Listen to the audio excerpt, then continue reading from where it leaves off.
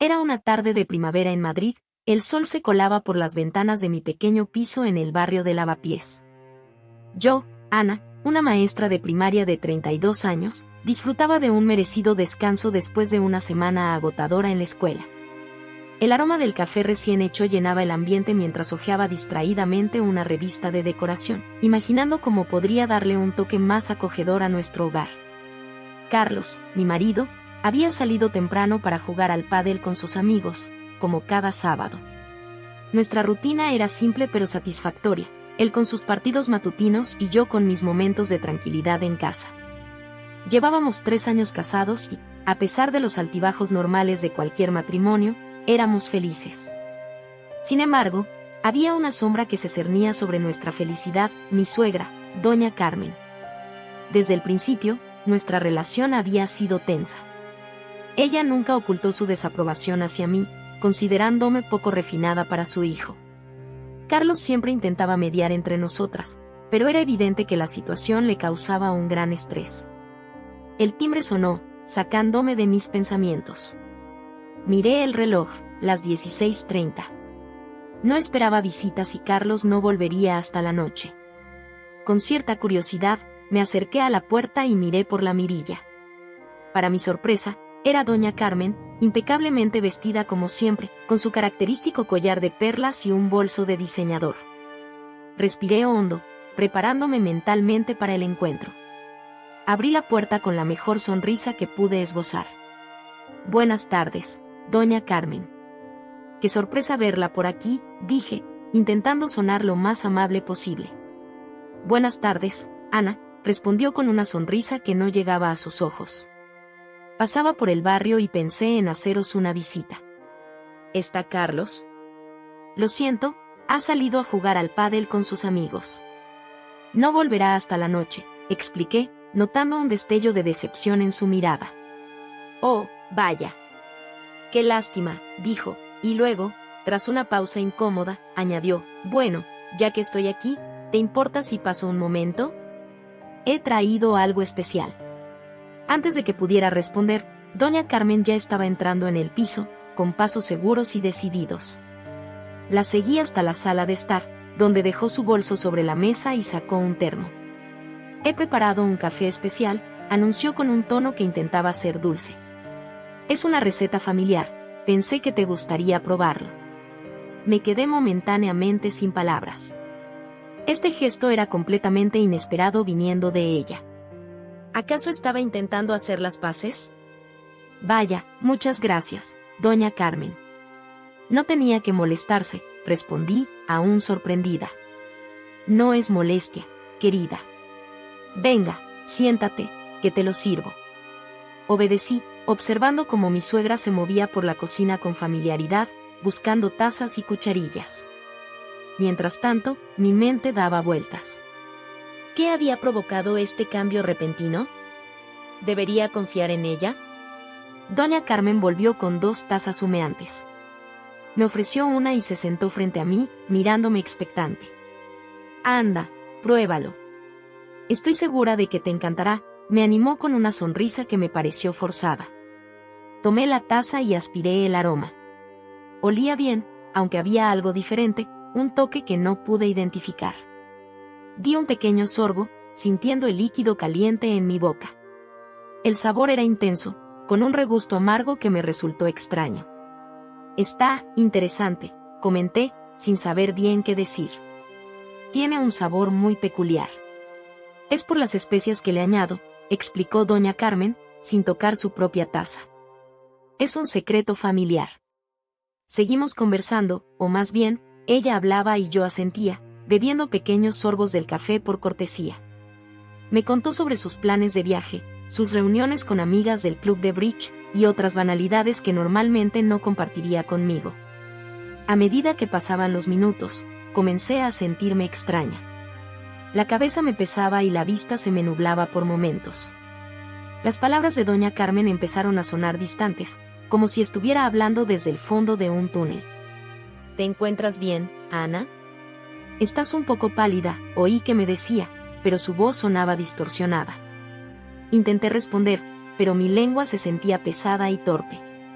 El mundo a mi alrededor comenzó a girar y me aferré al borde del sofá para no caer.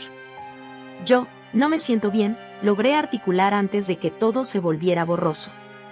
Lo último que recuerdo con claridad es la expresión de doña Carmen. Ya no fingía preocupación.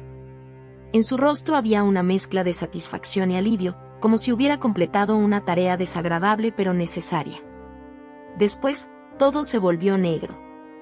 Cuando recuperé la conciencia, lo primero que sentí fue el movimiento. Un traqueteo rítmico y el murmullo de voces desconocidas.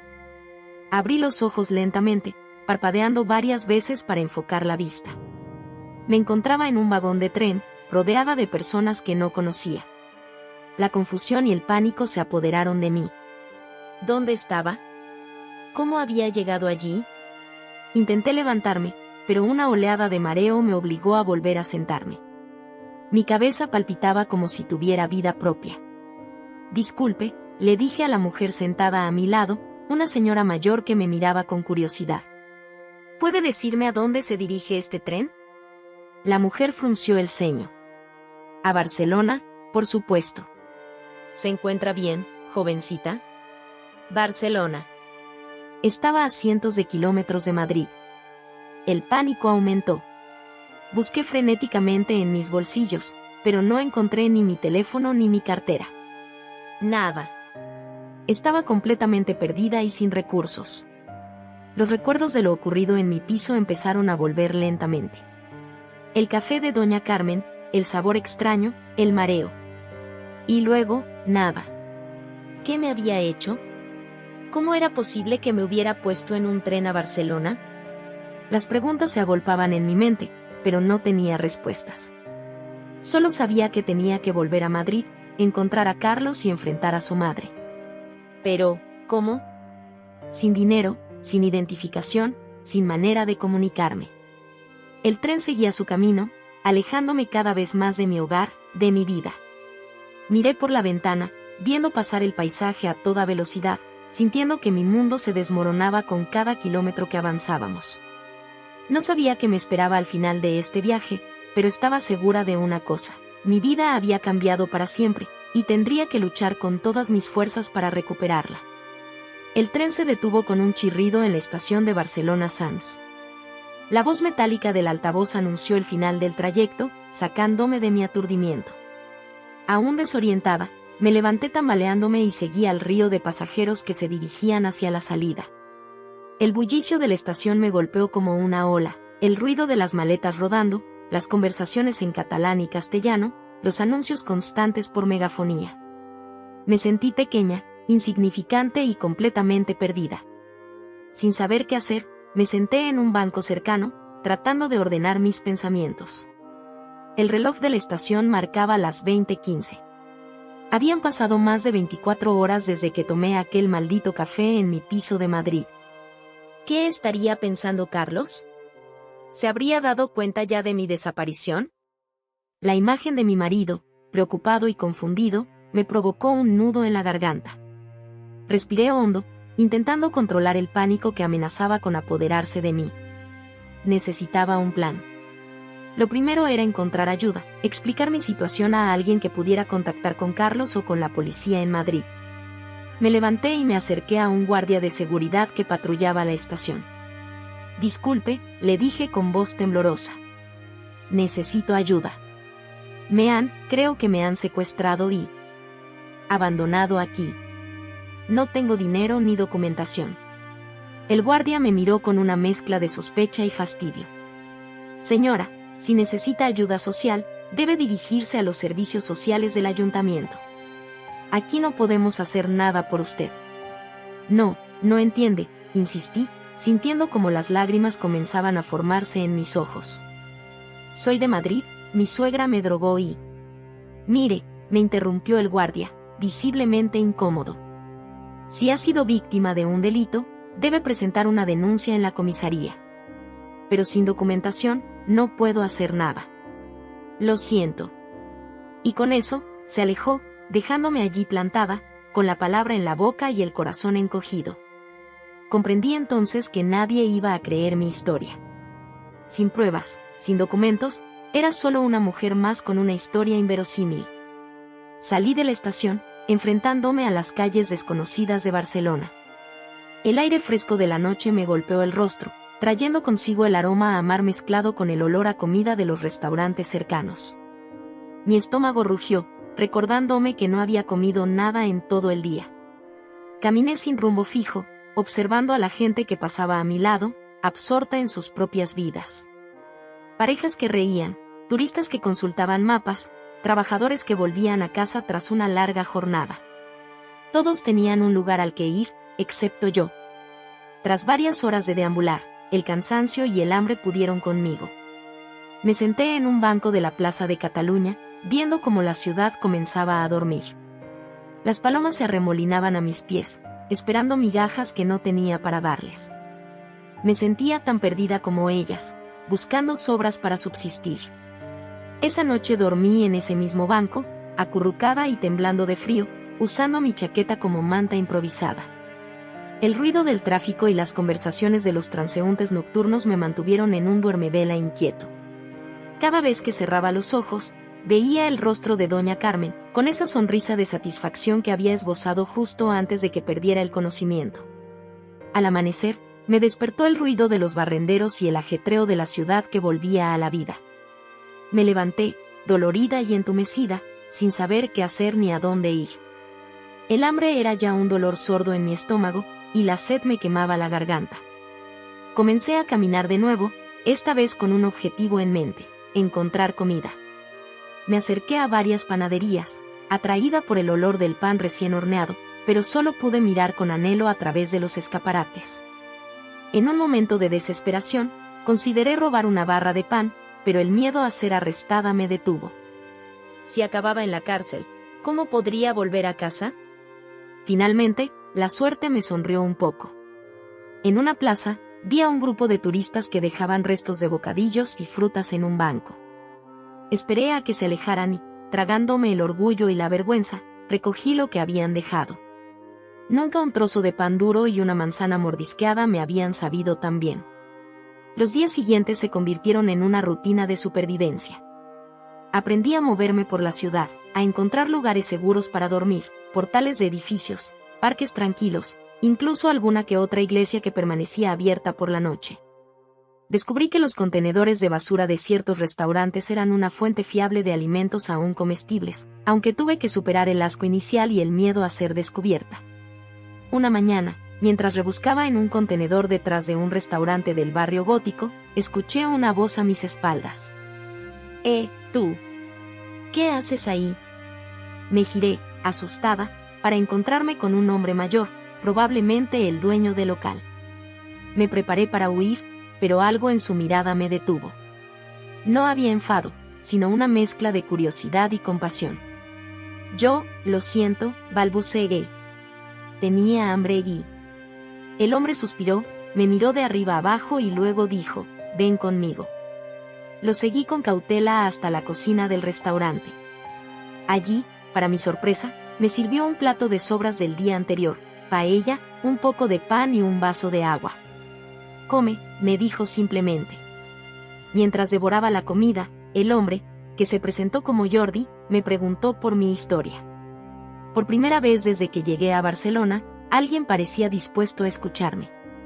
Le conté todo: el café envenenado, el despertar en el tren, mis días vagando por las calles. Jordi escuchó en silencio, asintiendo de vez en cuando. Mira, me dijo cuando terminé mi relato. No puedo ofrecerte mucho, pero si quieres, puedes venir aquí cada mañana. Te daré las sobras del día anterior a cambio de que me ayudes a limpiar un poco. Las lágrimas de gratitud se me escaparon sin poder evitarlo. Gracias, fue todo lo que pude decir. Así comenzó una nueva etapa en mi odisea barcelonesa. Cada mañana, antes de que el restaurante abriera, yo llegaba para ayudar a Jordi. Barría, fregaba platos, pelaba patatas. A cambio, tenía al menos una comida asegurada al día y un poco de dinero que Jordi me daba por si acaso. Con el estómago lleno y la mente más despejada, pude empezar a pensar en cómo volver a Madrid. Ahorré cada céntimo que Jordi me daba, soñando con el día en que pudiera comprar un billete de autobús de vuelta a casa. Sin embargo, la vida en la calle seguía siendo dura. Las noches eran frías, y a menudo me despertaba temblando, añorando la calidez de mi cama en Madrid. La soledad era abrumadora. A pesar de la amabilidad de Jordi, seguía siendo una extraña en una ciudad desconocida, sin nadie a quien recurrir realmente. Una noche, mientras dormitaba en un rincón del parque de la Ciutadella, fui despertada bruscamente por un grupo de jóvenes borrachos. Se rieron de mí, me llamaron mendiga y loca, y uno de ellos incluso intentó quitarme la chaqueta. Huí de allí corriendo, con el corazón latiendo a 1000 por hora, y no paré hasta llegar al otro lado de la ciudad. Ese incidente me hizo darme cuenta de lo vulnerable que era. Necesitaba encontrar un lugar más seguro para dormir. Fue entonces cuando descubrí los albergues para personas sin hogar. Al principio, me resistí a la idea. Ir a un albergue significaba admitir que realmente me había convertido en una indigente. Pero el frío y el miedo pudieron más que mi orgullo. El primer albergue al que fui estaba lleno, pero me dieron la dirección de otro en el barrio del Raval. Allí, por fin, pude dormir en una cama real, aunque fuera en una habitación compartida con otras 10 mujeres. El ruido de los ronquidos y los sollozos ahogados me mantenían despierta, pero al menos estaba a salvo y caliente. En el albergue conocí a Elena, una mujer de unos 50 años que llevaba años viviendo en la calle. Fue ella quien me enseñó los trucos para sobrevivir, donde conseguir ropa de segunda mano, como evitar a los carteristas, que comedores sociales tenían la mejor comida. Lo más importante, me dijo una noche mientras compartíamos un cigarrillo en la puerta del albergue, es no perder la esperanza. En el momento en que te rindes, estás perdida. Sus palabras se me quedaron grabadas. A pesar de todo, yo tenía algo que muchos allí no tenían, un hogar al que volver, una vida que recuperar. Eso me daba fuerzas para seguir adelante. Los días se convirtieron en semanas, y las semanas en meses. Poco a poco, fui recuperando fragmentos de mi memoria que el shock inicial había bloqueado. Recordé el nombre de la escuela donde trabajaba, el número de teléfono de Carlos, la dirección de nuestro piso en Madrid. Cada noche, antes de dormir, repasaba estos datos como un mantra, temiendo olvidarlos de nuevo. Una tarde, mientras ayudaba a Jordi en el restaurante, vi en la televisión un reportaje sobre personas desaparecidas. Mi corazón dio un vuelco cuando vi una foto mía en la pantalla. Carlos estaba allí, hablando con el periodista, con el rostro demacrado y ojos cansados. Ana, si estás viendo esto, por favor, vuelve a casa. Te estamos buscando. Te amo, dijo mirando directamente a la cámara. Rompí a llorar allí mismo, en medio de la cocina. Jordi me abrazó, permitiéndome desahogarme en su hombro. Tienes que volver, me dijo cuando me calmé. Tu marido te está esperando. Esa noche, en el albergue, tomé una decisión. Había ahorrado suficiente para un billete de autobús a Madrid, pero aún temía enfrentarme a doña Carmen y a las consecuencias de mi desaparición. ¿Y si nadie me creía? ¿Y si Carlos ya no me quería después de tanto tiempo? Elena, mi amiga del albergue, me escuchó pacientemente mientras le contaba mis miedos. Mira, chica, me dijo con su característica franqueza. Has sobrevivido meses en la calle. Has pasado hambre, frío y miedo. ¿De verdad vas a dejar que el miedo te impida volver a tu vida? Eres más fuerte de lo que crees. Sus palabras me dieron el empujón que necesitaba. A la mañana siguiente, me despedí de Jordi, prometiéndole que le devolvería toda su ayuda algún día. Compré un billete de autobús a Madrid y, con el corazón en un puño, me subí al vehículo que me llevaría de vuelta a casa. Durante el viaje, mi mente no dejaba de dar vueltas. ¿Cómo reaccionaría Carlos al verme? ¿Me creería cuando le contara lo que había pasado? ¿Cómo enfrentaría a doña Carmen? La ansiedad y la emoción se mezclaban en mi interior, creando un cóctel de emociones que me mantenía al borde del asiento. Mientras el autobús atravesaba los paisajes cambiantes de España, desde los campos de Cataluña hasta las llanuras de Castilla, sentí que estaba cerrando un capítulo de mi vida. Los meses en Barcelona, con todas sus dificultades y momentos de desesperación, me habían cambiado. Ya no era la misma Ana que había salido involuntariamente de Madrid. Era más fuerte, más resistente, pero también más cautelosa y desconfiada. A medida que nos acercábamos a Madrid, los nervios se intensificaban. Reconocía los lugares, las carreteras, los edificios. Cada kilómetro me acercaba más a mi vida anterior, pero también a la incertidumbre de lo que me esperaba. Finalmente, el autobús entró en la estación sur de Madrid. Con piernas temblorosas, bajé del vehículo y puse los pies en el suelo de mi ciudad. Estaba en casa, pero al mismo tiempo, me sentía como una extraña. 7 meses habían pasado. 7 meses de ausencia, de lucha, de supervivencia. Respiré hondo, aferré la pequeña bolsa con mis escasas pertenencias y di el primer paso hacia mi nueva vida.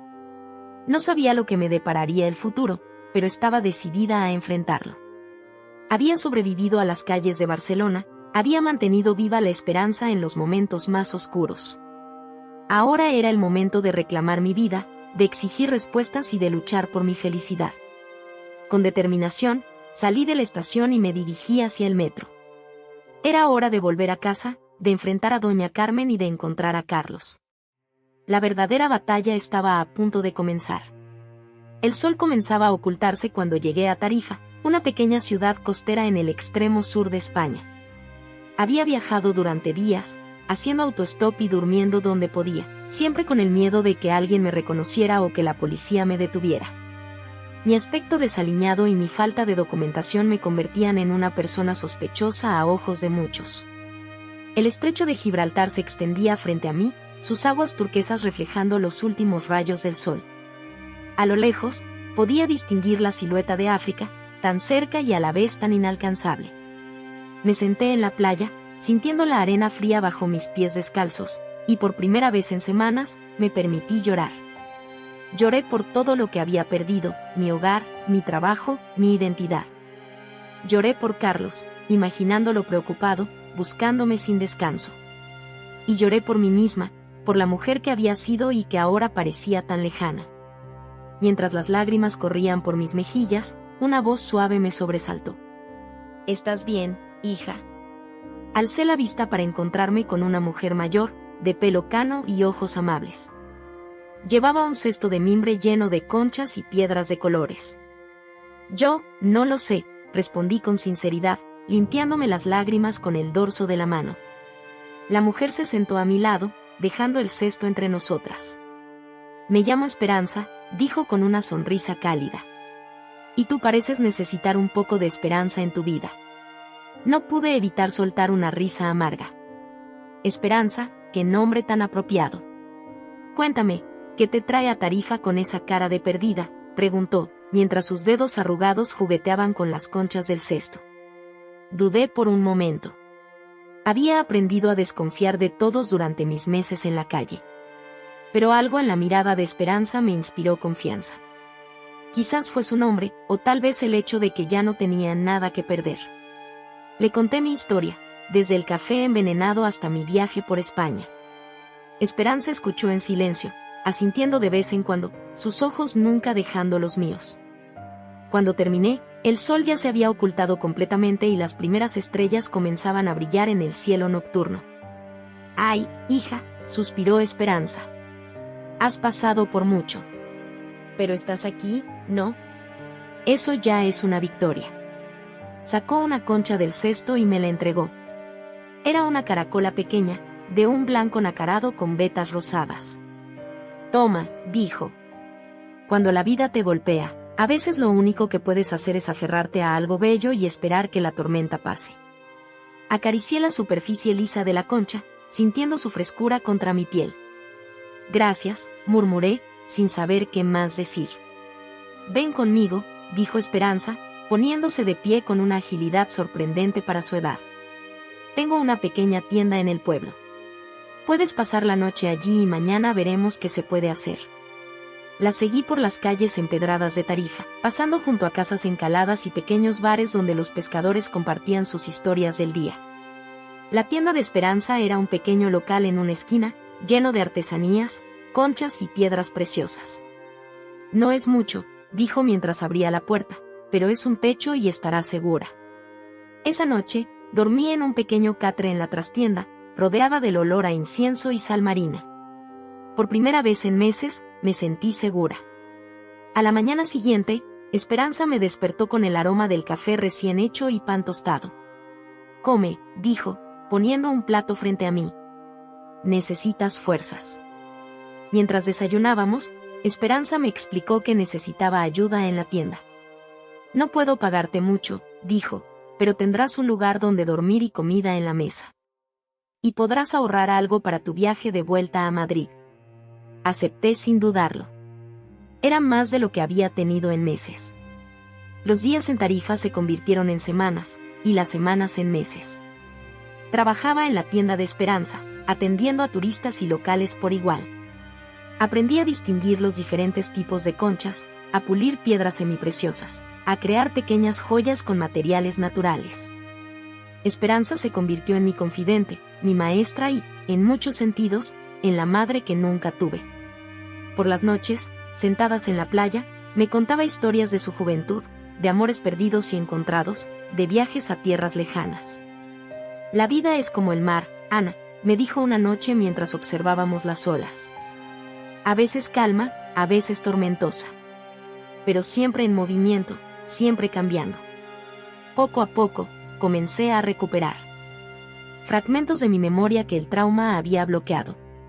Recordé el nombre de la escuela donde trabajaba en Madrid, la dirección exacta de nuestro piso, el número de teléfono de Carlos. Cada noche, antes de dormir, repasaba estos datos como un mantra, temiendo olvidarlos de nuevo.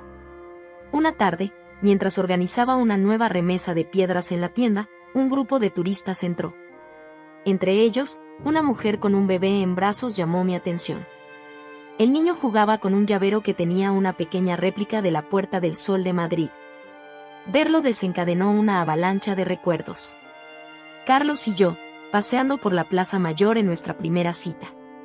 Nuestro primer beso frente al oso y el madroño. La noche que me propuso matrimonio en el templo de Devot.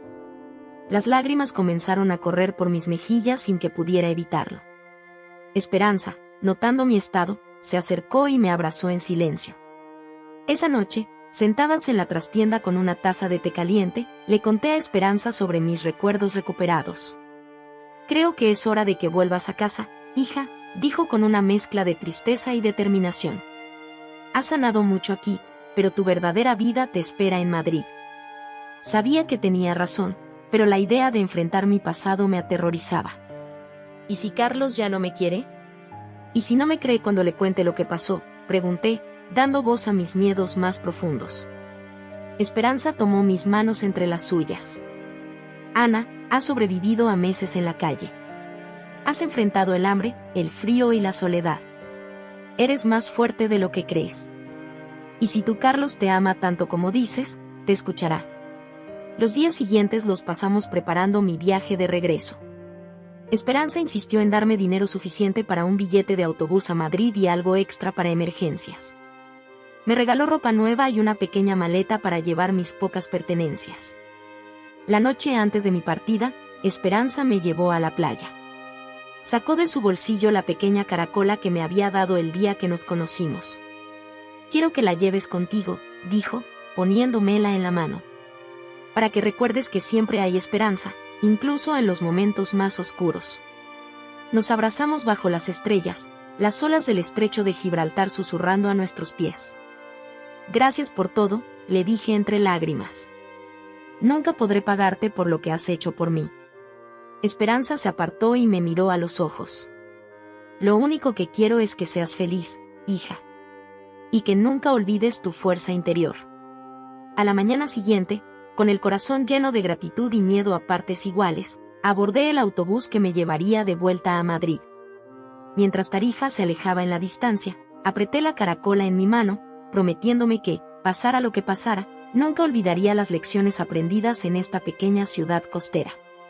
El viaje a Madrid fue largo y lleno de ansiedad. Cada kilómetro que nos acercaba a la capital hacía que mi corazón latiera más rápido. Miraba por la ventanilla, viendo cómo el paisaje cambiaba, los olivares de Andalucía dando paso a las llanuras de la Mancha, y finalmente, los edificios de las afueras de Madrid. Durante el trayecto, mi mente no dejaba de dar vueltas. ¿Cómo reaccionaría Carlos al verme? ¿Me reconocería siquiera? Habían pasado 7 meses, Y yo había cambiado tanto, no solo físicamente sino también en mi interior. ¿Y qué pasaría con doña Carmen? La idea de enfrentarme a ella me provocaba una mezcla de miedo y rabia. Cuando el autobús entró en la estación sur de Madrid, sentí que mi estómago se contraía. Bajé con piernas temblorosas, aferrándome a mi pequeña maleta como si fuera un salvavidas. El bullicio de la estación me abrumó, el ruido, la gente apurada, los anuncios por megafonía. Después de meses en la tranquila Tarifa, Madrid parecía un mundo completamente diferente. Me senté en un banco, tratando de calmar mis nervios y decidir mi próximo movimiento. Saqué la caracola que Esperanza me había regalado y la acaricié, buscando confort en su superficie lisa. Siempre hay esperanza, me repetí, recordando las palabras de mi amiga. Finalmente, reuní el coraje suficiente para dirigirme a una cabina telefónica. Con manos temblorosas, marqué el número de nuestro piso. El corazón me latía tan fuerte que pensé que se me saldría del pecho mientras escuchaba el tono de llamada. 1, 2, 3 tonos, y entonces, la voz de Carlos. Diga. Me quedé paralizada. Después de tanto tiempo, escuchar su voz era como un shock eléctrico. Las palabras se me atascaron en la garganta. Hola. ¿Hay alguien ahí?, insistió Carlos. Carlos, logré decir finalmente, con voz quebrada. Soy yo. Ana. Hubo un silencio largo, tan largo que por un momento pensé que había colgado. Ana, su voz sonaba incrédula, casi como un susurro. ¿Eres tú de verdad? Dios mío, ¿dónde estás? ¿Estás bien? Las lágrimas comenzaron a correr por mis mejillas. Estoy en la estación sur. Carlos, ha pasado tanto. No sé ni por dónde empezar. No te muevas de ahí, dijo con urgencia. Voy para allá ahora mismo. Dios mío, Ana, te he buscado por todas partes. Pensé que te había perdido para siempre. Colgué el teléfono y volví al banco, sintiéndome como en un sueño. Media hora después, vi a Carlos entrar corriendo a la estación. Nuestras miradas se cruzaron y el mundo pareció detenerse. Se acercó lentamente, como si temiera que fuera a desaparecer si se movía demasiado rápido. Cuando estuvo frente a mí, extendió una mano temblorosa y tocó mi mejilla. «Eres tú», dijo con voz entrecortada. «Eres tú de verdad». Nos fundimos en un abrazo, llorando y riendo al mismo tiempo. No nos importaba la gente que nos miraba, el ruido de la estación, nada.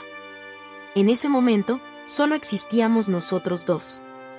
Cuando finalmente nos separamos, Carlos me miró de arriba abajo, notando mis cambios. ¿Qué te ha pasado, Ana? ¿Dónde has estado todo este tiempo? Tomé aire, preparándome para contar mi historia. Es una larga historia, Carlos. Y no vas a creer cómo empezó todo. Nos sentamos en una cafetería de la estación y, durante las siguientes horas, le conté todo. El café envenenado, el despertar en el tren, los meses en la calle, mi tiempo en Tarifa con Esperanza. Carlos escuchaba con una mezcla de horror, incredulidad y alivio. Tu madre, dijo cuando terminé mi relato, su voz temblando de rabia. ¿Cómo pudo hacer algo así? No lo sé, Carlos. Pero necesito enfrentarla. Necesito saber por qué lo hizo. Carlos asintió, apretando mi mano. Lo haremos juntos. Pero primero, vamos a casa. Necesitas descansar. El viaje a nuestro piso fue surrealista. Las calles de Madrid, tan familiares y a la vez tan extrañas después de tanto tiempo. Cuando entramos en el apartamento, me quedé paralizada en la puerta. Todo estaba exactamente como lo recordaba, como si el tiempo no hubiera pasado. He mantenido todo igual, dijo Carlos, notando mi reacción. Nunca perdí la esperanza de que volverías. Esa noche, acostada en nuestra cama, con Carlos a mi lado, sentí que por fin había vuelto a casa. Pero sabía que esto era solo el comienzo. Aún quedaban muchas preguntas sin responder, muchas heridas por sanar. A la mañana siguiente, después de una noche inquieta llena de pesadillas sobre trenes y calles desconocidas, Carlos y yo nos preparamos para enfrentar a doña Carmen. El trayecto hasta su casa fue tenso, ninguno de los dos sabía qué esperar. Cuando doña Carmen abrió la puerta y me vio, su rostro palideció como si hubiera visto un fantasma. «Tú, ¿cómo es posible?», balbuceó. «Tenemos que hablar, mamá», dijo Carlos con una voz que no admitía réplica. El autobús avanzaba por la autovía, devorando kilómetros bajo un cielo que alternaba entre nubes amenazantes y retazos de sol. Yo, Ana, me encontraba sentada junto a la ventanilla, con la mirada perdida en el paisaje cambiante. Cada giro de las ruedas me acercaba más a Madrid, a mi hogar, a Carlos, y a la incertidumbre que me esperaba. El poco dinero que había logrado ahorrar trabajando para Jordi en Barcelona apenas me alcanzó para el billete de autobús y un sándwich que ahora yacía intacto sobre mis rodillas. El nudo en mi estómago no me permitía comer. Mi mente era un torbellino de preguntas sin respuesta y escenarios imaginarios, cada uno más aterrador que el anterior. ¿Cómo reaccionaría Carlos al verme? ¿Me creería cuando le contara sobre el café envenenado y los meses vagando por las calles de Barcelona? ¿Y qué haría con doña Carmen? La idea de enfrentarme a ella me provocaba escalofríos, pero también encendía una chispa de rabia en mi interior. El hombre sentado a mi lado, un señor mayor con una gorra de béisbol desgastada, me miró con curiosidad. «¿Primera vez en Madrid, jovencita?», preguntó con amabilidad. Negué con la cabeza, esbozando una sonrisa triste. «No, vuelvo a casa después de mucho tiempo». «Ah, entonces es un viaje feliz», comentó él, sin percatarse de la tormenta emocional que se desataba en mi interior. «Eso espero», murmuré, más para mí misma que para él. El resto del viaje transcurrió en silencio. Intenté dormir, pero cada vez que cerraba los ojos, veía el rostro de doña Carmen, con esa sonrisa de satisfacción que esbozó justo antes de que perdiera el conocimiento aquel fatídico día. Me preguntaba si habría sentido remordimientos en algún momento durante estos meses. ¿Habría confesado su crimen a Carlos? ¿O seguiría fingiendo preocupación por mi desaparición?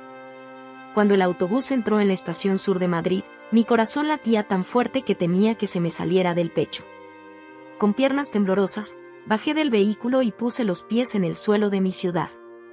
El bullicio familiar de la estación me envolvió, el anuncio de las salidas y llegadas por megafonía, el traqueteo de las maletas, las conversaciones en diversos acentos. Por un momento, me quedé paralizada. Estaba en casa, pero al mismo tiempo, me sentía como una extraña. 7 meses habían pasado. 7 meses de ausencia, de lucha, de supervivencia. La Ana que salió involuntariamente de Madrid ya no existía. En su lugar, estaba yo, más fuerte, más cautelosa, pero también más determinada que nunca. Respiré hondo y di el primer paso. No tenía un plan concreto, pero sabía que necesitaba ir a casa. Nuestra casa. El apartamento que compartía con Carlos en el barrio de Lavapiés. Con los pocos euros que me quedaban, compré un billete de metro y me sumergí en el laberinto subterráneo de la ciudad. El viaje en metro fue como un viaje en el tiempo. Cada estación me traía recuerdos: Atocha, donde Carlos y yo solíamos quedar para ir al retiro los domingos; Tirso de Molina, donde comprábamos el pan recién hecho todas las mañanas; Lavapiés, nuestro hogar. Salí a la superficie en la plaza de Lavapiés, inundada por una mezcla de emociones. El barrio seguía igual, el mismo ajetreo multicultural, los mismos olores a especias y café, los mismos grafitis en las paredes. Pero yo lo veía todo con ojos nuevos, apreciando cada detalle como si fuera la primera vez. Caminé por las calles estrechas, con el corazón en un puño. A medida que me acercaba a nuestro edificio, el miedo y la anticipación crecían en mi interior. ¿Y si Carlos ya no vivía allí? ¿Y si había rehecho su vida, pensando que yo estaba muerta? Finalmente, llegué a la puerta del edificio. Mi mano temblorosa se acercó al timbre del tercer piso, pero me detuve a centímetros de pulsarlo. ¿Estaba preparada para lo que fuera que me esperaba al otro lado? En ese momento, la puerta se abrió. Una vecina salía con su perro para el paseo vespertino. Me miró con curiosidad, probablemente notando mi aspecto desaliñado y mi expresión de desconcierto. ¿Buscas a alguien, Maja?, preguntó. Yo vivía aquí, respondí con voz temblorosa. En el tercero. La mujer frunció el ceño, estudiándome con más atención. De repente, Sus ojos se abrieron de par en par. Madre mía. Ana. ¿Eres tú? Asentí, sintiendo como las lágrimas comenzaban a formarse en mis ojos. Dios santo. Carlos se va a volver loco. Ha estado como un alma en pena desde que desapareciste. Anda, sube, sube. Está en casa, lo he visto llegar hace un rato. Con el corazón latiendo a 1000 por hora, subí las escaleras. Cada peldaño era un desafío, mis piernas parecían de plomo. Cuando llegué al tercer piso, me quedé frente a la puerta, paralizada. Podía oír el televisor encendido al otro lado. Carlos estaba allí, a solo unos metros de mí. Respiré hondo y llamé al timbre. Los segundos que tardó en abrirse la puerta fueron eternos. Y entonces, ahí estaba él. Carlos, mi Carlos. Más delgado, con ojeras pronunciadas y una barba de varios días. Sus ojos se abrieron de par en par, incrédulos. Ana, susurró, como si temiera que fuera una alucinación. Hola, Carlos, logré decir antes de que las lágrimas comenzaran a caer. Lo siguiente que supe fue que estaba en sus brazos, llorando y riendo al mismo tiempo. Carlos me abrazaba con fuerza, como si temiera que fuera a desaparecer de nuevo. Podía sentir sus propias lágrimas mojando mi cabello. Estás viva, repetía una y otra vez, entre sollozos. Estás viva. Has vuelto. No sé cuánto tiempo estuvimos así, abrazados en el umbral de la puerta. Finalmente, Carlos se separó lo suficiente para mirarme a la cara, sus manos acunando mis mejillas. ¿Dónde has estado? ¿Qué te pasó? Pensé que te había perdido para siempre. La preocupación y el amor en su voz me desarmaron por completo. ¿Cómo podía explicarle todo lo que había pasado? ¿Cómo podía contarle que su propia madre era la responsable de mi desaparición? Es una larga historia, dije finalmente. Pero primero, ¿puedo pasar? Necesito sentarme. Carlos asintió, dándose cuenta de repente de que seguíamos en el pasillo. Me guió al interior del apartamento, y la familiaridad del lugar me golpeó como una ola. Todo estaba exactamente como lo recordaba, como si el tiempo se hubiera detenido en mi ausencia. Me senté en el sofá, el mismo donde había tomado aquel café fatídico meses atrás. Carlos se sentó a mi lado, sin soltarme la mano, como si temiera que fuera a desvanecerme si me dejaba ir. Ana, por favor, cuéntame qué pasó. He estado vuelto loco estos meses. La policía, los detectives privados, nadie pudo encontrar ni una pista de tu paradero. Respiré hondo, preparándome para contar una historia que sabía que iba a ser difícil de creer. Carlos, lo que voy a contarte va a sonar increíble, pero te juro que es la verdad. El día que desaparecí, tu madre vino a visitarme. Durante la siguiente hora, le conté todo. El café envenenado, el despertar en el tren a Barcelona, los meses viviendo en la calle, la lucha por sobrevivir y finalmente, el viaje de regreso. Carlos escuchó en silencio, su expresión pasando de la incredulidad al horror y finalmente a la ira. ¿Mi madre? ¿Mi madre te hizo esto? Su voz temblaba de rabia contenida. Asentí, sintiendo un peso enorme al ver el dolor en sus ojos. Lo siento, Carlos. Sé que es difícil de creer, pero te juro que es la verdad. Carlos se levantó de un salto, paseándose por la sala como un león enjaulado. Siempre supe que no le caías bien, pero esto es monstruoso. ¿Cómo pudo hacernos esto? ¿A ti? ¿A mí? Verlo así, tan herido y traicionado, me partió el corazón. Me levanté y lo abracé, sintiendo como temblaba de rabia y dolor. Lo importante es que estoy aquí ahora, dije. Suavemente. Estamos juntos de nuevo. Carlos me abrazó con fuerza, enterrando su rostro en mi cuello. Te he echado tanto de menos, Ana. Cada día sin ti era una tortura.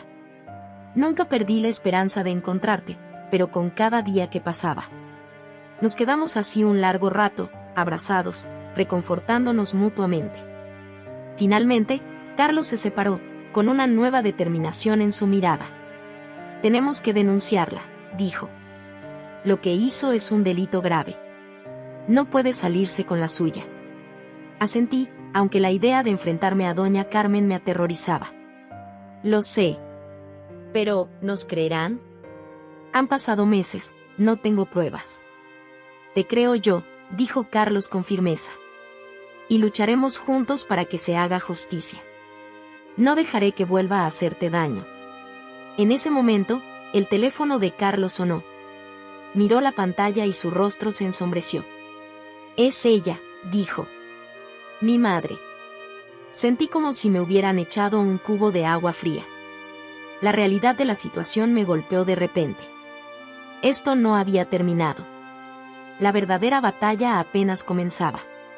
Carlos respondió la llamada, poniendo el altavoz. Hola, mamá, dijo, con una voz controlada que no revelaba nada de la tormenta emocional que estaba viviendo.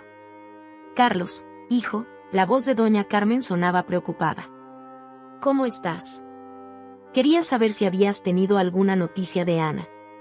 La hipocresía en su voz me revolvió el estómago. Carlos me miró, buscando mi aprobación. Asentí levemente. De hecho, sí, mamá, dijo Carlos. Ana ha vuelto. Hubo un silencio al otro lado de la línea. Podía imaginar la expresión de shock en el rostro de doña Carmen. ¿Qué? ¿Cómo? ¿Dónde estaba? Su voz temblaba ligeramente.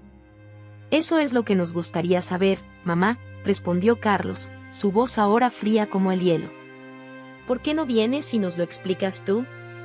Otro silencio. Cuando doña Carmen volvió a hablar, su voz había perdido toda pretensión de preocupación. No sé de qué estás hablando, Carlos. Me alegro de que Ana haya vuelto, pero... Basta de mentiras, mamá, la interrumpió Carlos.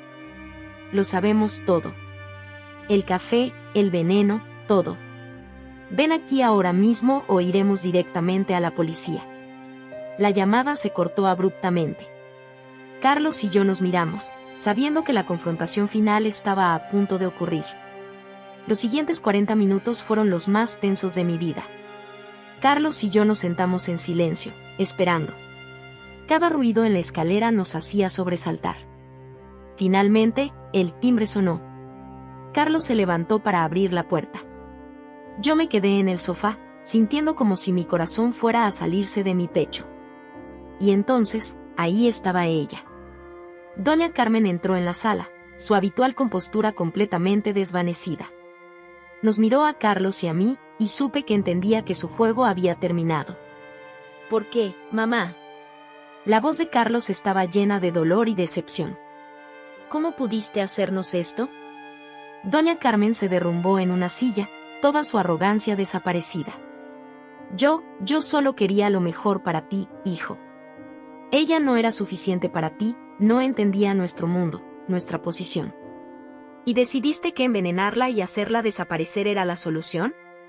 La incredulidad en la voz de Carlos era palpable. No quería que desapareciera, sollozó doña Carmen. Solo quería asustarla, hacer que se fuera por su propia voluntad.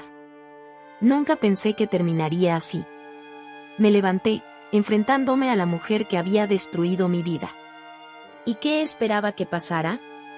¿Que me despertara en un tren sin dinero ni documentación y simplemente decidiera no volver?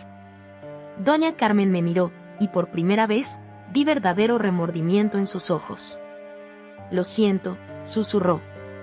Lo siento tanto. Pero sus disculpas llegaban demasiado tarde.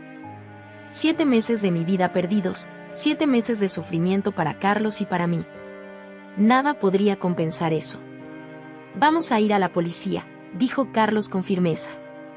Vas a confesar todo lo que hiciste. Doña Carmen asintió débilmente, derrotada. Lo haré.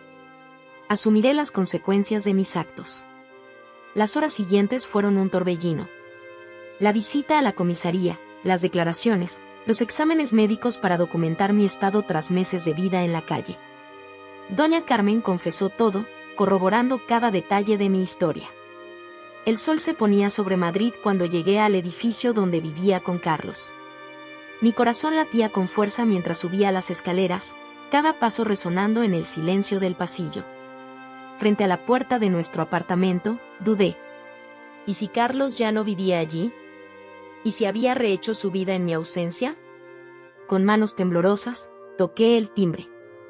Los segundos se hicieron eternos mientras esperaba. Finalmente, escuché pasos acercándose. La puerta se abrió lentamente, revelando a una mujer joven que no conocía. «Sí», preguntó, mirándome con curiosidad. «Yo, estoy buscando a Carlos Martínez», balbuceé. «¿Vive aquí?». La mujer negó con la cabeza. «Lo siento, nos mudamos hace unos meses. No conozco a ningún Carlos». Mi corazón se hundió. ¿Sabe a dónde se mudó? No, lo siento. El agente inmobiliario podría saberlo, pero... Asentí, agradecí y me alejé con paso vacilante. En el rellano, me apoyé contra la pared, luchando contra las lágrimas. Estaba de vuelta en Madrid, pero me sentía tan perdida como en Barcelona. Decidí intentar en la escuela donde trabajaba. Quizás allí podrían darme alguna pista sobre el paradero de Carlos. Tomé el metro hasta el barrio de Chamberí, donde se encontraba el colegio. Al llegar, me detuve frente a la verja, observando el patio vacío y las aulas en silencio. Era verano, y la escuela estaba cerrada por vacaciones. Sin embargo, vi luz en la oficina del director. Armándome de valor, toqué el timbre de la entrada principal. Después de unos minutos, la puerta se abrió y apareció don Javier, el director, un hombre de unos 60 años con el pelo canoso y gafas de montura gruesa. Su rostro pasó de la sorpresa al asombro y luego a una mezcla de alivio y preocupación. «Ana, ¿eres tú de verdad?» «Sí, don Javier. Soy yo», respondí con voz temblorosa. «Por Dios, pasa, pasa», me urgió, haciéndome entrar en el edificio. Una vez en su despacho, don Javier me ofreció un vaso de agua y me miró como si estuviera viendo un fantasma. «Ana, has estado desaparecida durante meses. La policía te ha estado buscando. Tu marido». «Dios mío, ¿dónde has estado?». Le conté una versión resumida de mi historia: el café envenenado, despertar en Barcelona, los meses viviendo en la calle. Don Javier escuchaba con una mezcla de horror y compasión. «Es una historia increíble, Ana», dijo cuando terminé. «Debes denunciar esto a la policía inmediatamente». «Lo haré», aseguré. «Pero primero necesito encontrar a Carlos». «¿Sabe dónde puedo localizarlo?». Don Javier dudó un momento. «Carlos dejó de trabajar hace unos meses. La angustia por tu desaparición lo estaba consumiendo. La última vez que hablé con él, mencionó que se mudaría a casa de sus padres en Alcalá de Henares». Alcalá de Henares. La ciudad natal de Carlos y de su madre. Un escalofrío recorrió mi espina dorsal al pensar en enfrentarme a doña Carmen. «Gracias, don Javier», dije, poniéndome de pie. «Me ha sido de gran ayuda». «Ana, espera», me detuvo. «¿Necesitas dinero? ¿Un lugar donde quedarte?». Negué con la cabeza. «Estaré bien. Necesito resolver esto». Salí de la escuela con un propósito claro: ir a Alcalá de Henares y enfrentar a doña Carmen. Tomé el tren de cercanías, y durante el trayecto, mi mente no dejaba de dar vueltas. ¿Cómo reaccionaría Carlos al verme? ¿Creería mi historia? Y lo más importante, ¿cómo confrontaría a la mujer que había intentado destruir mi vida? Llegué a Alcalá cuando ya había anochecido. Las calles empedradas y los edificios históricos, que normalmente me habrían maravillado, ahora parecían amenazantes y sombríos. Caminé por las calles familiares hasta llegar a la casa de los padres de Carlos, una vivienda de 2 plantas en una tranquila zona residencial.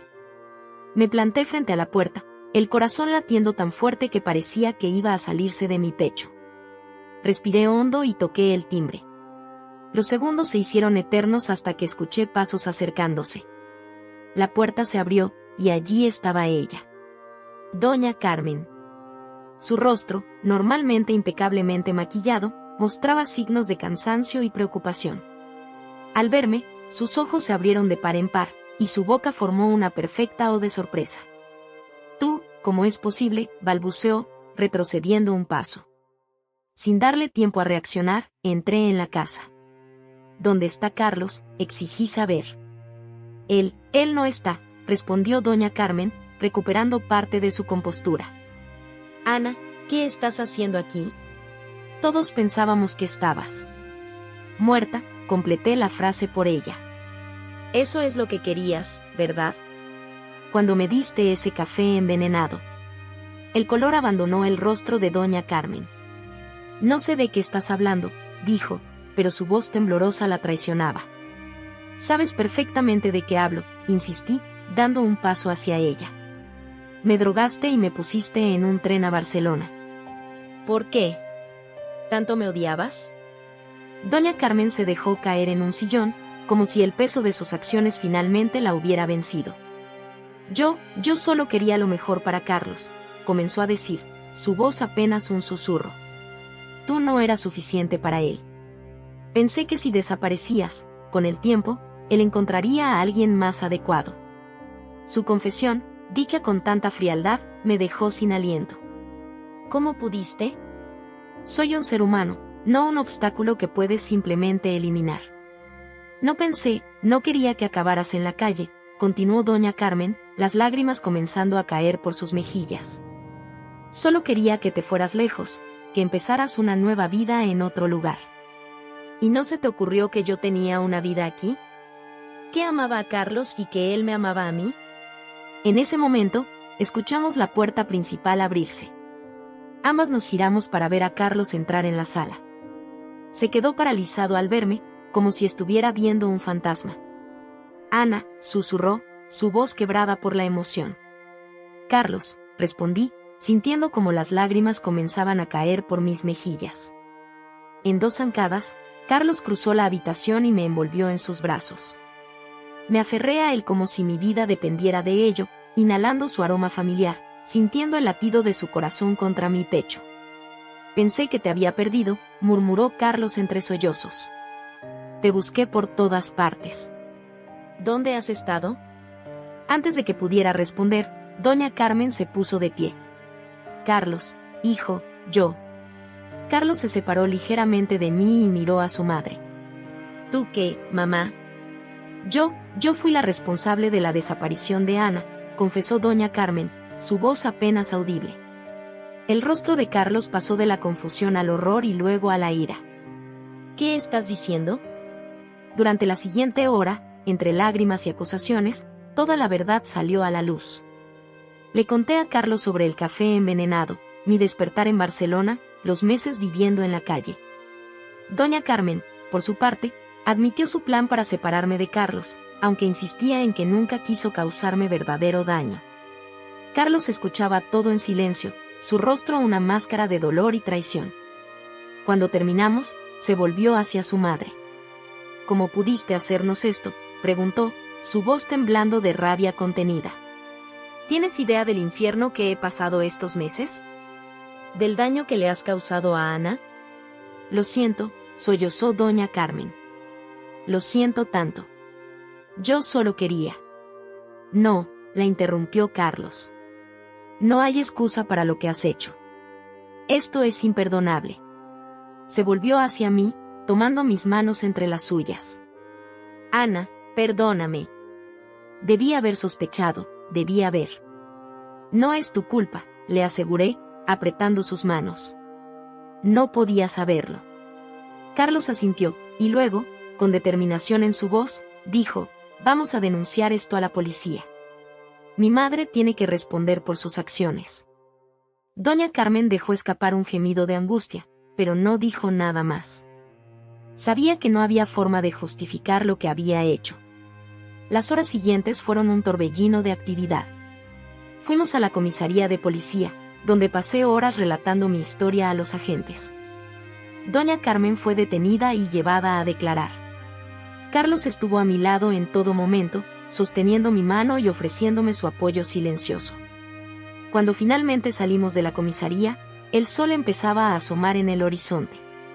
Carlos me llevó a un pequeño hotel cercano, insistiendo en que necesitaba descansar. En la habitación del hotel, sentados en la cama, Carlos me miró con una mezcla de amor y dolor.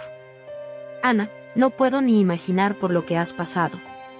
Quiero que sepas que te amo más que nunca y que haré todo lo posible para ayudarte a superar esto. las lágrimas volvieron a mis ojos. Te he echado tanto de menos, Carlos.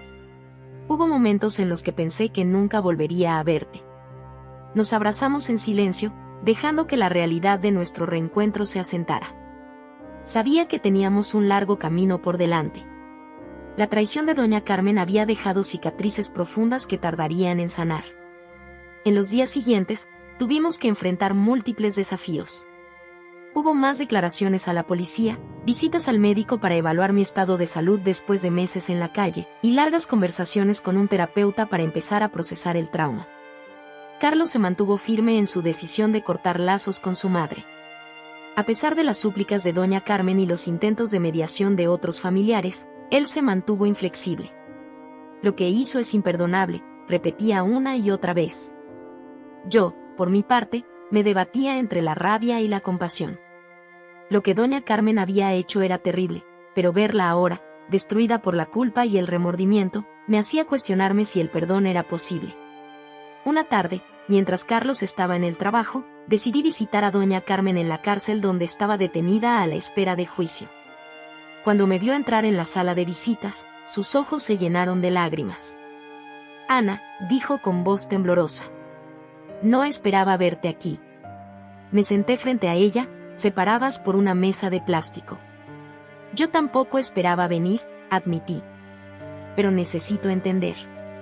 Necesito saber por qué. Doña Carmen bajó la mirada, incapaz de sostener la mía. Fui una tonta y una egoísta, comenzó. Siempre he sido muy protectora con Carlos. Cuando te conoció, vi cómo se enamoraba perdidamente de ti y tuve miedo. Miedo de perderlo, de que ya no me necesitara. Eso no justifica lo que hiciste, dije, luchando por mantener la calma. Lo sé, asintió ella. Nada puede justificarlo. En mi mente retorcida, pensé que si te alejaba, Carlos volvería a ser el niño que dependía de mí. Fue un acto de puro egoísmo y estoy pagando las consecuencias. He perdido a mi hijo y he arruinado la vida de una persona inocente. La vi allí, envejecida por la culpa y el remordimiento, y sentí una mezcla de emociones contradictorias.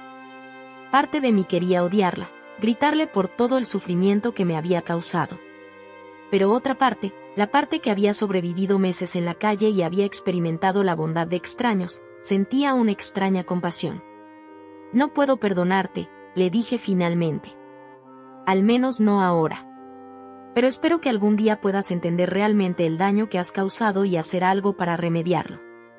Doña Carmen asintió, las lágrimas corriendo libremente por sus mejillas. Lo entiendo.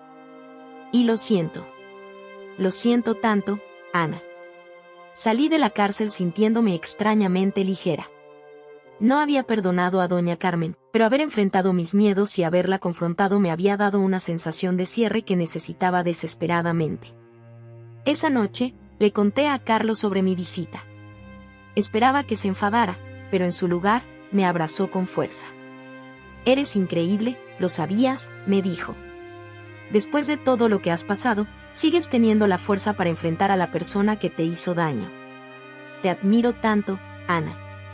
Los meses siguientes fueron un proceso de sanación y reconstrucción. Poco a poco, fui retomando mi vida. Volví a dar clases en la escuela, aunque ahora con un nuevo aprecio por la seguridad y la estabilidad que antes daba por sentado. Siguiendo las indicaciones de mi suegra, me dirigí hacia Alcalá de Henares, una pequeña ciudad histórica a las afueras de Madrid. El viaje en tren desde la capital fue corto, pero cada minuto se me hacía eterno. Mi corazón latía con fuerza, una mezcla de ansiedad y esperanza se apoderaba de mí mientras el paisaje urbano daba paso a edificios más bajos y calles empedradas.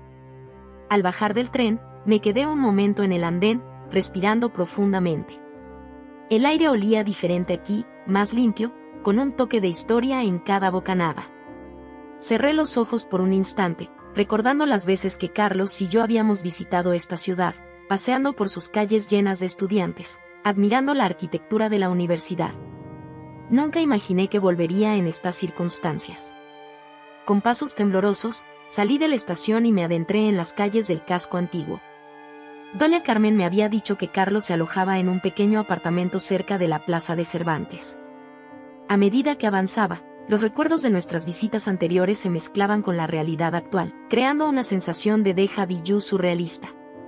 Finalmente, llegué a la plaza. El monumento a Cervantes se alzaba en el centro, imponente como siempre. Mis ojos recorrieron el lugar, buscando el edificio que doña Carmen había descrito. Lo encontré en una esquina, un edificio de 3 plantas con balcones de hierro forjado y macetas rebosantes de geranios rojos. Me quedé allí, inmóvil, mirando las ventanas del segundo piso. ¿Estaría Carlos ahí dentro? ¿Cómo reaccionaría al verme? 1000 preguntas se agolpaban en mi mente, paralizándome. Fue entonces cuando lo vi. Carlos salió del edificio, con las manos en los bolsillos y la mirada perdida. Llevaba una barba de varios días y su ropa, aunque limpia, parecía arrugada, como si hubiera dormido con ella puesta. Caminaba con pasos lentos, casi arrastrando los pies, completamente ajeno a su entorno. Mi corazón dio un vuelco. Quise gritar su nombre, correr hacia él, pero mi voz se negaba a salir y mis piernas parecían de plomo. Lo vi alejarse hacia un banco cercano, donde se sentó, sacando un libro del bolsillo de su chaqueta. Respiré hondo, reuniendo todo el coraje que había acumulado durante mis meses de supervivencia en Barcelona. Era ahora o nunca. Con pasos temblorosos, me acerqué al banco. «Carlos», logré decir, con voz apenas audible. Él levantó la vista de su libro, y nuestras miradas se encontraron. Vi cómo sus ojos se abrían de par en par, una mezcla de incredulidad, alegría y miedo reflejándose en ellos. El libro cayó de sus manos, olvidado en el suelo. «Ana», susurró, como si temiera que al decir mi nombre en voz alta, yo fuera a desaparecer. «¿Eres tú? ¿De verdad eres tú?». Asentí, incapaz de hablar, las lágrimas corriendo libremente por mis mejillas. Carlos se levantó lentamente, como en trance, y dio un paso hacia mí. Luego otro. Y de repente, estábamos corriendo el uno hacia el otro. Nos fundimos en un abrazo desesperado, sollozando y riendo al mismo tiempo. Carlos me apretaba contra sí como si temiera que fuera a desvanecerme en cualquier momento. Yo hundí mi rostro en su pecho, inhalando su aroma familiar, sintiendo como todas las piezas rotas de mi ser comenzaban a unirse de nuevo. «Estás viva», repetía Carlos entre sollozos. «Estás viva. Dios mío, estás viva». No sé cuánto tiempo permanecimos así, abrazados en medio de la plaza, ajenos a las miradas curiosas de los transeúntes. Cuando finalmente nos separamos, aunque sin soltarnos del todo, Carlos tomó mi rostro entre sus manos, examinándome como si quisiera memorizar cada detalle. «¿Dónde has estado?», preguntó, su voz una mezcla de alivio y angustia. «Te busqué por todas partes. La policía, los hospitales. Pensé que te había perdido para siempre». Las palabras salieron de mí como un torrente. Le conté todo, el café envenenado, el despertar en el tren, los meses en Barcelona. Carlos escuchaba con una expresión de horror creciente, sus manos apretando las mías con fuerza. «¿Mi madre te hizo esto?», preguntó incrédulo cuando terminé mi relato.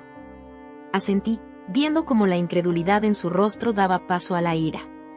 «Lo siento, Carlos. Sé que es difícil de creer, pero...». «Te creo», me interrumpió, su voz firme. «Te creo, Ana. Conozco a mi madre. Siempre supe que te despreciaba, pero esto es imperdonable». Nos sentamos en el banco, nuestras manos entrelazadas, incapaces de separarnos ni por un momento. Carlos me contó cómo había sido su vida durante mi ausencia, la desesperación inicial, las interminables búsquedas, las noches en vela. Me habló de cómo, poco a poco, la esperanza se había ido desvaneciendo, hasta que finalmente no pudo soportar vivir en nuestro piso, rodeado de recuerdos. «Vine aquí para escapar», me dijo, mirando alrededor. «Pero te veía en cada rincón, Ana. En cada libro de la biblioteca, en cada plaza, en cada atardecer». Sus palabras me conmovieron profundamente. A pesar de la distancia y el tiempo, nuestro amor había sobrevivido. Sin embargo, sabía que teníamos un largo camino por delante.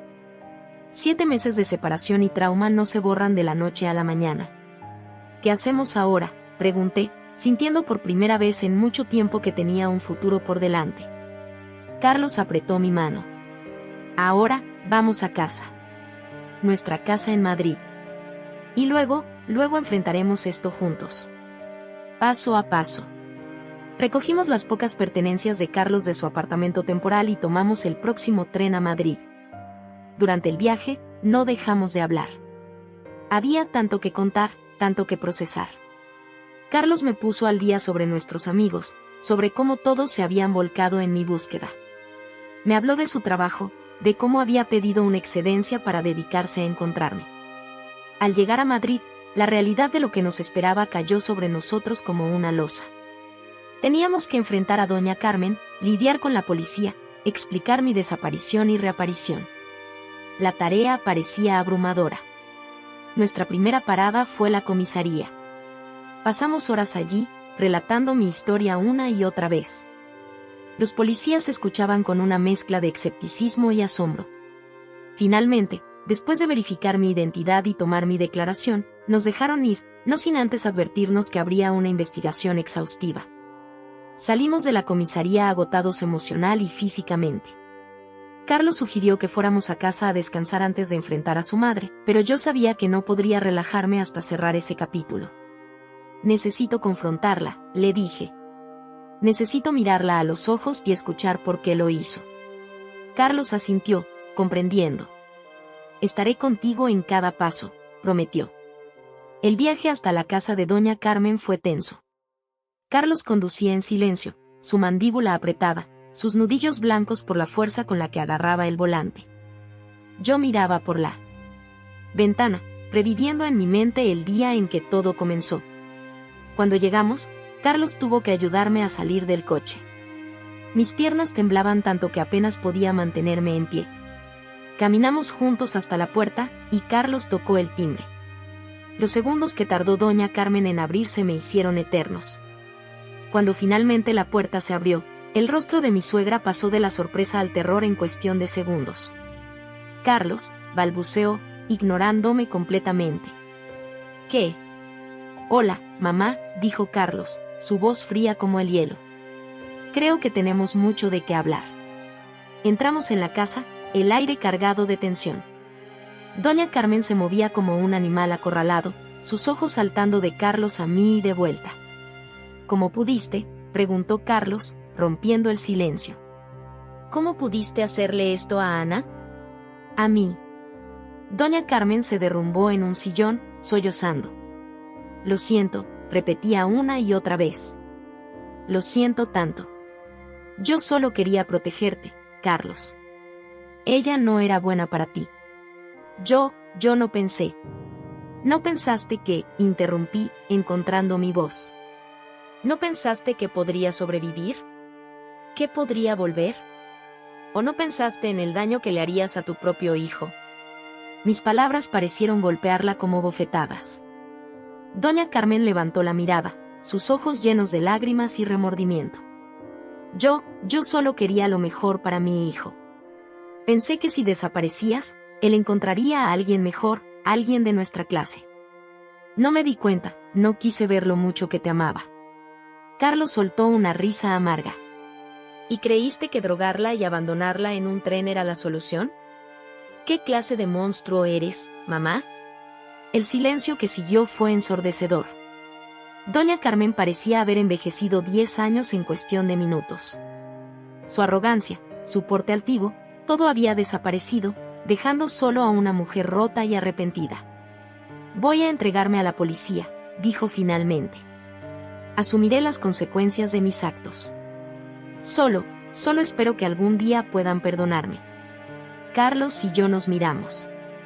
El perdón parecía un concepto lejano, casi inalcanzable en ese momento.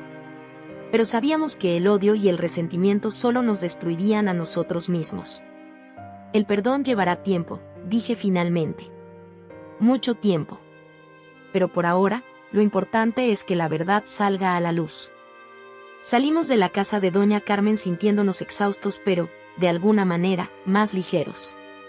El camino hacia la sanación sería largo y difícil, pero al menos ahora podíamos verlo frente a nosotros. Los días siguientes fueron un torbellino de actividad. Hubo más visitas a la policía, declaraciones que firmar, pruebas médicas que realizar. La historia de mi desaparición y reaparición se filtró a la prensa, y de repente nos vimos acosados por periodistas hambrientos de detalles escabrosos. Decidimos alejarnos del bullicio mediático y nos refugiamos en un pequeño pueblo de la sierra madrileña. Allí, rodeados de naturaleza y tranquilidad, comenzamos el arduo proceso de reconstruir nuestra vida juntos. No fue fácil. Ambos habíamos cambiado durante esos 7 meses. Yo luchaba contra pesadillas recurrentes y ataques de pánico, secuelas de mi tiempo en las calles.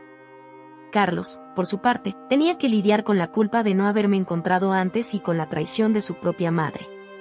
Comenzamos terapia, tanto individual como de pareja. Poco a poco, fuimos desenterrando los traumas, enfrentándolos y comenzando a sanar. Aprendimos a comunicarnos de nuevo, a confiar el uno en el otro y en nosotros mismos. Hubo momentos difíciles, noches en las que el pasado parecía demasiado pesado para soportarlo. Pero también hubo momentos de luz, la primera vez que volví a reír sin reservas, el día que Carlos pudo hablar de su madre sin que la ira nublara su voz.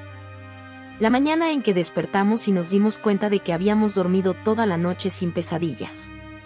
A medida que pasaban los meses, nuestra relación se fue fortaleciendo. El amor que nos había unido desde el principio seguía ahí, pero ahora estaba templado por la adversidad, más fuerte y resistente que nunca. Decidimos no volver a nuestro antiguo piso en Madrid. Había demasiados recuerdos dolorosos allí. En su lugar, compramos una pequeña casa en las afueras, con un jardín donde podíamos cultivar nuestras propias verduras. Era un nuevo comienzo, un lugar donde podíamos construir nuevos recuerdos. El juicio de Doña Carmen fue un capítulo difícil pero necesario. Verla sentada en el banquillo de los acusados, envejecida y demacrada, fue una experiencia surreal. A pesar del daño que nos había causado, no podíamos evitar sentir una pizca de lástima por ella. Cuando llegó el momento de testificar, miré a Doña Carmen a los ojos y vi en ellos un arrepentimiento genuino. No justificaba sus acciones, pero al menos me permitió comenzar a soltar parte del resentimiento que había estado cargando. El juez la condenó a varios años de prisión, pero con la posibilidad de obtener la libertad condicional por buena conducta. Carlos y yo decidimos que, una vez que saliera, intentaríamos reconstruir algún tipo de relación con ella. No por ella, sino por nosotros mismos, para poder cerrar completamente ese capítulo de nuestras vidas. Un año después de mi regreso, Carlos y yo renovamos nuestros votos matrimoniales. Fue una ceremonia íntima, solo con nuestros amigos más cercanos. Cuando intercambiamos anillos, sentí que estábamos sellando no solo nuestro amor, sino también nuestra capacidad de superar cualquier adversidad juntos.